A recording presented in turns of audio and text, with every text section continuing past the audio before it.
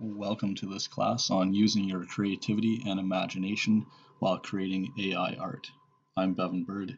I'm an AI art and creativity experimenter, teacher, and guide.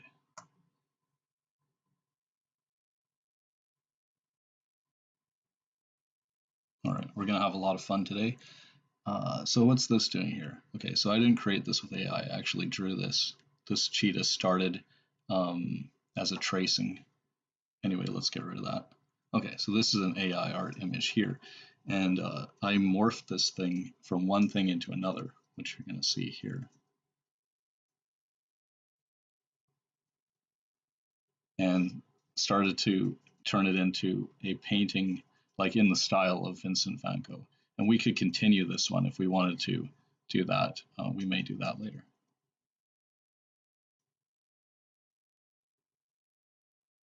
Another Van Gogh inspired one here. And then this one and the next one are combined. The style is combined Vincent van Gogh and Wassily Kandinsky. So we can create any styles that we want and create infinite styles. And there's infinite potential with what we can do creating AI art. Okay, so creativity comes from just playing and allowing yourself to be yourself.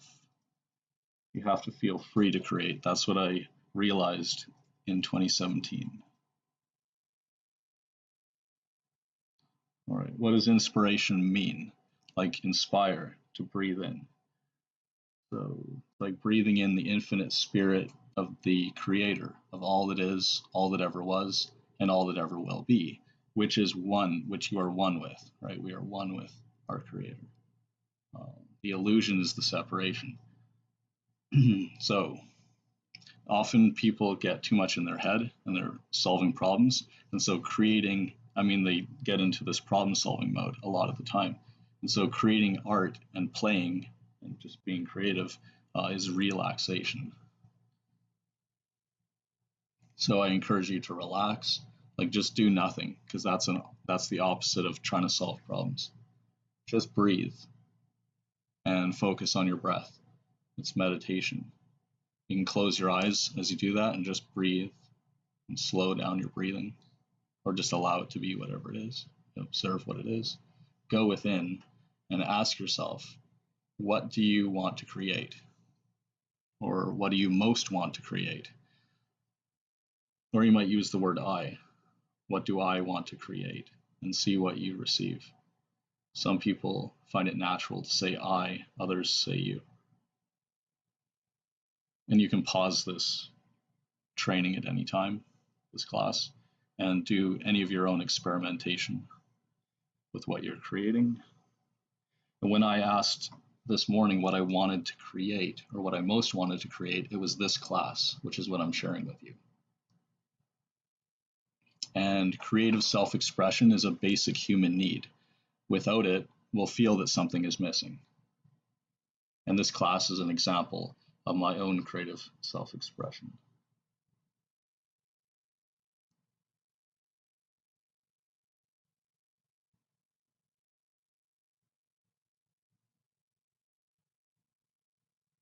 Okay, so whatever you receive for what you want to create, make a note of that, write it down. What I like about creating AI art and why is basically that it's fun, it's joyful. Also, anyone can do this, and that's what I'm empowering you to do here. And by feeding my mind and my soul with beauty, it uplifts me and it raises my vibrational frequency, which basically just means feeling happy, joyful, right? And you're going to see a lot of cool art today, and we're also going to create art together using our creativity, our imagination, and inspiration. So right now we're talking about inspiration, where it comes from, and different sources or channels to receive inspiration. So as I said, it can be from relaxation. It can also be inspiration can find you while you're working or while you're creating, doing your craft.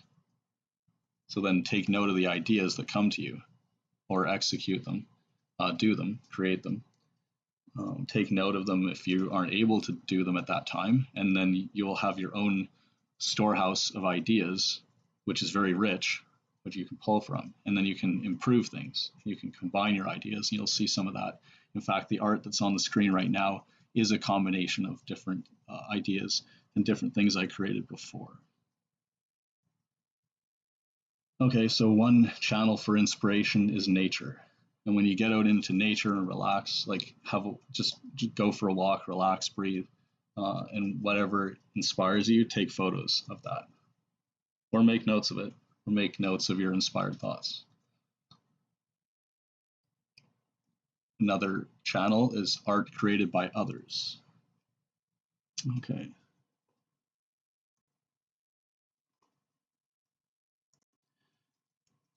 Here we are on the Midjourney website with an account, right, with a plan. And I've gone to explore, and then here, like top for the month. So other people's art, right? That can be inspiration. Here's a book cover, for example, that someone created. So for things to get on here, they have to have been liked by a bunch of people. And yeah, so we can use anything as inspiration. Another channel to receive inspiration is looking at online images. Here, that Black Panther. We can see the prompt right here. We can also copy the prompt if we want, like this. So anyway, I then just Googled Black Panther and go to images, and you can see some here. Also a note on inspiration from artists, right? Other artists that came before us. Mobius, you can see I've just Googled this here. So he's created comics. Under his Jean Gerard, under his pen name Mobius, because he also has another more popular thing like the blueberry stuff. So anyway, the Mobius had a smaller following, but it's what that art is that he's known for creating surreal landscapes and intricate sci-fi worlds. And there's more information about him, like if you check out this one, for example, and you'll see his influence in my art later. And we're also going to experiment with that too, and maybe combining his art style with other artists. Another channel for inspiration is descriptive language in literature. So for example, in a sci-fi book that I read about a crystal chamber, in it. And this is some art that Midjourney created for me a long time ago based on some of the descriptive language in that, which I then edited. I didn't just type it in exactly as it was. Well, I may have at the beginning, but then I wrote it in different ways to try to achieve the effect that I wanted to get. And this is just one of the things. There's a whole bunch of them. Yes, it's very important to feel free to create. So, like, it doesn't matter what you create, what it looks like, or how good it is. Like, good or bad is a judgment. There's no need to judge art.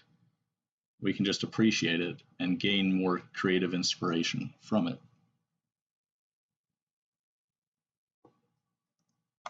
Okay, one of my favorite channels of receiving inspiration is being in nature or observing nature. This is a photo I took in the past. One thing we could do with this is create some kind of creature based on this image. We'll start that right now and have that going in the background as we continue to look at. I took a few pictures from nature today, which we'll then also use, but that's just an example, an idea, so let's do that. Okay, so we'll just upload this image right here, drag the image in, all right? So I'm using Discord, and this is the desktop app, and of course I'm using Midjourney, the AI, the image generator, and this image, we can even have it describe this image if we want. We don't need to do that though. And we'll write a prompt. So I'll go imagine. You can click on this here, or you can like hit tab because this is selected here. I'll just hit, or maybe enter. Yeah, enter. Okay, so let's create a creature there, kind of a character, maybe a cartoon character. Let's use that Mobius style as we were talking about.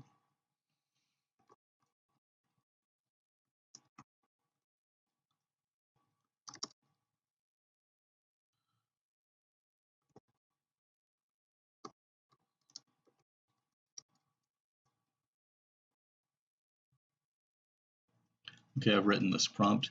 Cartoon by Mobius of a friendly monster character with large eyes and a mouth in mid-speech about the importance of creativity and the dangers of not expressing your creativity. So right-click on the image here and copy the link.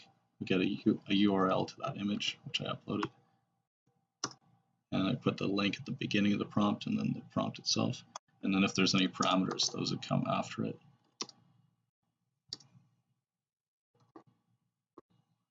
Okay, so then I'm making it two wide and one high. So then this is just like basically a square there. So then it'll become 2 wide and 1 high because the aspect ratio is width to height. Okay, so that's based on that photo. And then, you know, if you like any of them, you can use that. You can make a variation of it, upscale. If you don't like it, you can just create more of them. And we can also stop using the reference to this photo as well if we want. Like, for example, if we want to modify this one here, the upper right, so it goes 1, 2, 3, 4. Right, so this is number 2. And if we do a variation of it, and also note that I have remix mode on. That's why when I click this button to re-roll the prompt, that's why it came up with the option to change the prompt. So we want to have remix mode on. This is a command. See, we can do this. And then that will basically turn remix off because I already had it on. So then I'm going to turn it on again. Okay. And so so we can use any of these. We've got these 4 and these 4 here. So whichever one we like, whatever's closest. At the beginning, you just need an approximation of what you want to create. You don't need it to be exactly what you want. And then you can steer it towards whatever you were thinking. So that's why I just showed you that. You could make more of them if none of them are anything like it. If you want them to all to be more divergent, like different from each other, you can do that too. Like say we imagine this and then we increase the chaos so that the difference between all of them, you know, so they're quite different. We can increase that chaos level like to the max. And the other thing, and stylize, it's going to make the style different, not just what we've specifically said here in the prompt, but more like giving it more artistic freedom. So if we want to do that too, we could do that. Like 1,000 should be the highest for stylize. I'm going to go 750 if I have that correct. I will show you where you can look up the parameters. Okay, so the documentation for Midjourney is at docs.midjourney.com. Here we are. And so if we just search for parameters,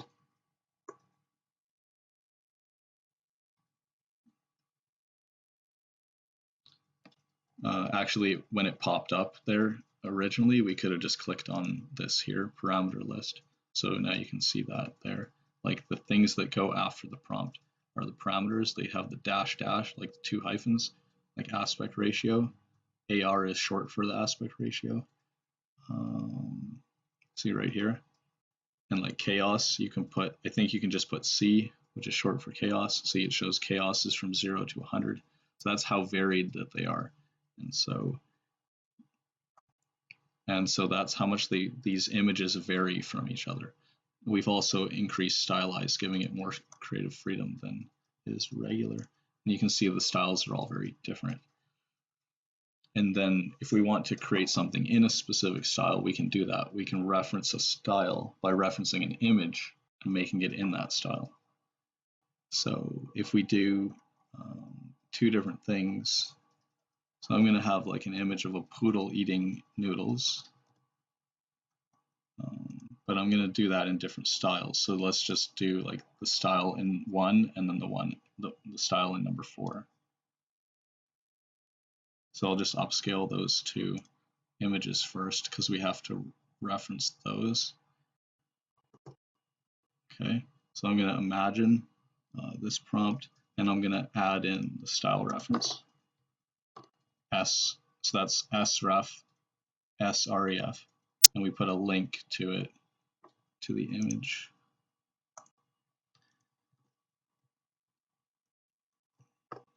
Okay. I'm also going to copy this prompt here. Anyway, so you just hit enter and it goes. And so the other one will be basically the same thing, but with the other image.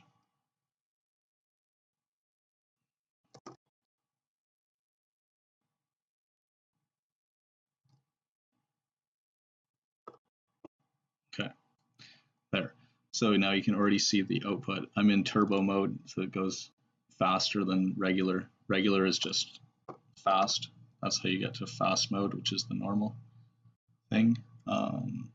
And I have it in turbo, which you use turbo command to get to. If you go info, like info and settings are important commands to know at the beginning, as well as imagine. And also we'll look at maybe describe and also blend, just for basic simple things for playing and creating some things. We're definitely going to do that today, because you can see right here that I blended some kind of island with this dragon thing, and then you can see a couple of results there. Yeah, and also here, these characters here were blended from two inputs, like a cat and a dragon, I believe. So you can see a few different options there that happened from just blending those two images. I didn't type anything in, I just said blend these two images. Okay, so with the info command, I can see where I'm at, right? So I got lots of fast time remaining, and 8 days before that month will renew, like on the next month. And I'm using the pro plan, I believe, like with these. I'm pretty sure I'm on the pro plan. So anyway, that's why it's on turbo, which uses the computing time faster on turbo than on the regular fast mode. But this way we get to be much more interactive because the output will come back quickly. So here's our test, right? So the thing we want is a poodle eating noodles. That's like the object or the subject. And then we wanted to do that in two different styles that we already have. Like this one is the first one. So if you take a look at that, then we're saying make art in this style here. So here's the output of that. And they're actually different. Yeah, this one's more flat, right? And then that one is kind of like a bit 3D. So these are still different styles. And then the other one, we based it on that 3D creature there. So we base the style on that, but we want a poodle eating noodles. If we actually reference that image, we would get a different output. Here we're referencing it as a style reference. We just want to make a poodle eating noodles, but in a certain style. If we were to actually reference this image, then it would influence it as well, which we were not doing. To do that, you would add the link like at the beginning, because putting it after style reference, this is the parameters.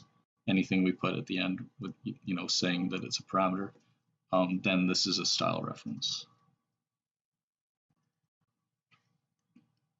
Okay, cool. And this one here, number 4, is kind of funny, right? And the little bowl is really, really tiny. Anyway, whatever you want to do with it. Let's say we do variations of number 2. Okay, see, remix is on, so I can change this while I go. If we want to take away the style reference, then it can be anything. If you don't specify something, then it's randomized. And anything you do specify, you have specified. So that makes it more specific. So here we're going to leave the style reference in.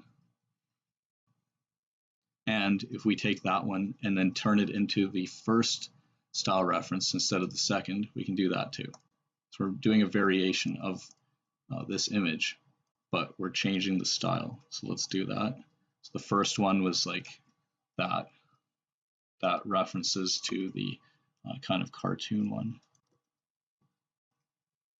Okay, and now we'll see the outputs that result from that. So the first time when I just did a variation, and it's a remix because we're changing the prompt when we do variations of this. The first time I took off the style reference.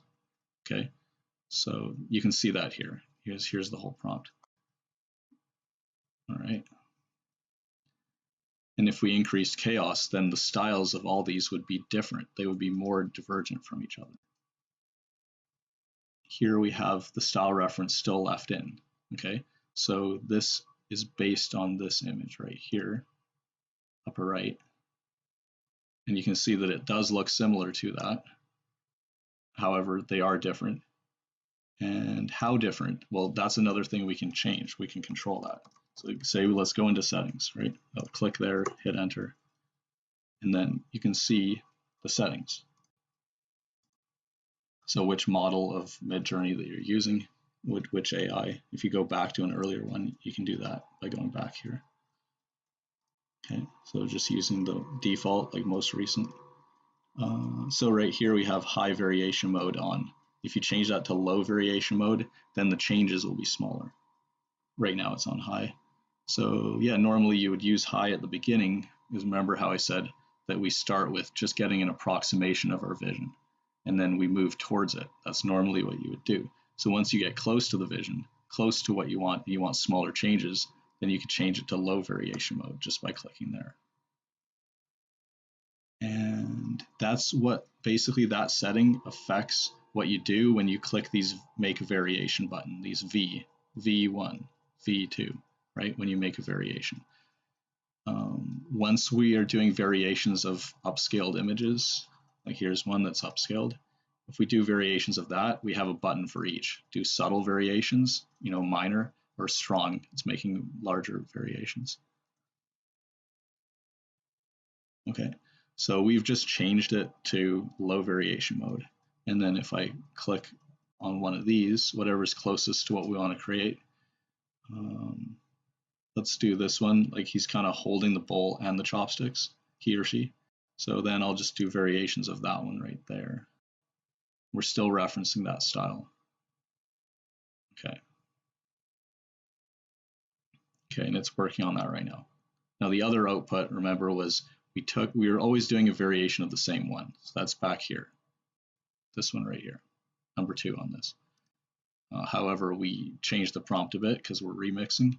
So what I did is I referenced the first style, right? I referenced the image we created of a creature, and kind of like a Mobius style. Okay, and so then that was the result with those. Okay, like this one's wearing clothes, right? Because I said a poodle eating noodles wearing the whole kit and caboodle. That one's actually wearing clothes, that one's not, right? So you choose whatever you want, and then if it's done, it's done, right? You just upscale that. And if it's not done, then you would do variations of it. So like we're in low variation mode right now. So now the outputs when we do variations of this will be close to this one because we're in low variation mode. We can change it to high if we want. That's what you do when you're earlier on, as I said.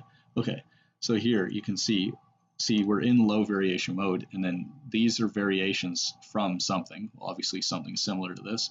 We did that already. Here's these differences, like look at the position of his right hand over here, his or her. So that hand right there, see how it's a little bit different there than it is there.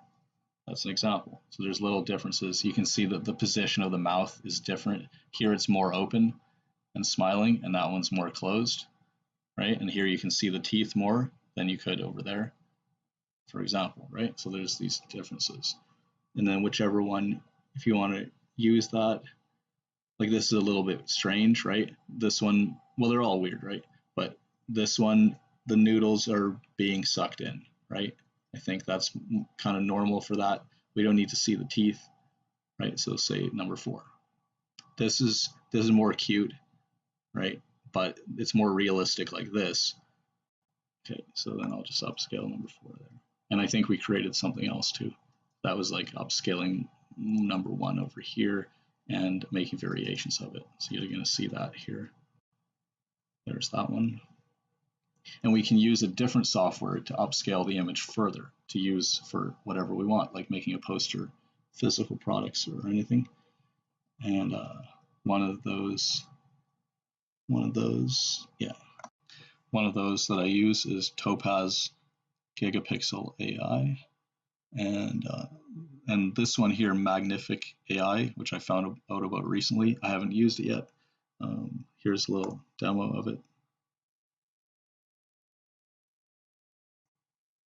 And I'll give you a link to this tweet so you can see it, because here he's saying, here's the steps that I followed and how to do it. And you can see how this boot changed. Okay, so as I mentioned, how to get to the Midjourney docs, docs.midjourney.com, and search. I just put in parameter, look at the parameter list. So you can look through this and you'll get anything that you need. Remember how we were talking about remixing. So if we search for remix, then you'll have an explanation there. Okay, so after a moment, this popped up. I actually hit enter, but nothing was happening. But then I noticed this here. So you can just go to remix and then we'll be able to read all about it. The other thing that's important to note here is updates. So new updates from Midjourney, like kind of in a blog format, are here. So, you know, when you go onto the Midjourney website and you sign in, like you would be in your Discord, like signed in with your account. You can use a free account in Discord, and then go to the Midjourney website, like midjourney.com, and then sign in, and you authorize it to connect with Discord, and then you would just go here and click updates. So here they are. Like for example, when they brought out consistent styles with the style reference, so a way to not have to describe the style in a bunch of words, but rather to just reference an image. And so we showed that a little bit today. So that when they create new things, then those are published here. Okay, back to the creating, and I'd like to show you some things, create some new things using inspiration from nature, which we'll do soon. So here's what we've got, and remember that we were trying to create something based on that flower, which is this one of the things that output from it. So this was once we increased the chaos and stylize, giving it more creative freedom. Chaos makes them more different from each other, right? The randomness of how each of these are different. If we lowered that, we could still have the stylized high, right? Give it more creative freedom, but then the 4 that show up here would then be closer, right? So if we reduced chaos, that's what we would see. I'll show that here. Say we just drop the chaos rate down. So that's from like 0 to 100, something like that. It will show you that in the parameters in the docs. I'm just going to put that at like 10 so that it's a pretty low number. Okay, and there you go. So you can see, yeah, stylized was at 750, which is pretty high, like out of 1,000, but chaos was low, so now they're not so different from each other. Okay, and so say that the number 3, the lower left, say that's kind of what we want. Let's do a variation of that one. And let's remove the reference to the photo, the original photo that we were using, which is that there. So if I take that link out there, so we still have chaos really low in the style. I'll just leave those. Okay. See, if we didn't have remix mode on, then we wouldn't have been able to change the prompt there when we hit variations of 3.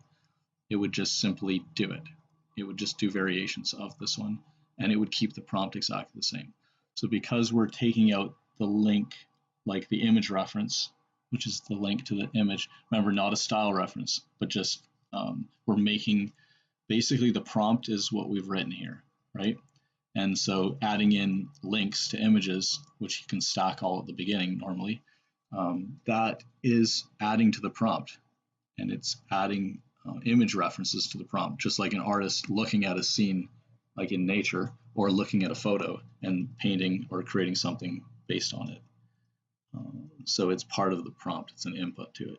And you can also weight how much, like you can weight how much weight goes to the image relative to the text to change it from what the default is. So that's another parameter. That's the IW, like -- IW in your prompt for image weight, and so you can then change it from what the default is. But anyway, it's just an example of another parameter. So that will be shown in the parameters list in the docs. You go back to, yeah, when you go back to the parameters, then you'll be able to see it there.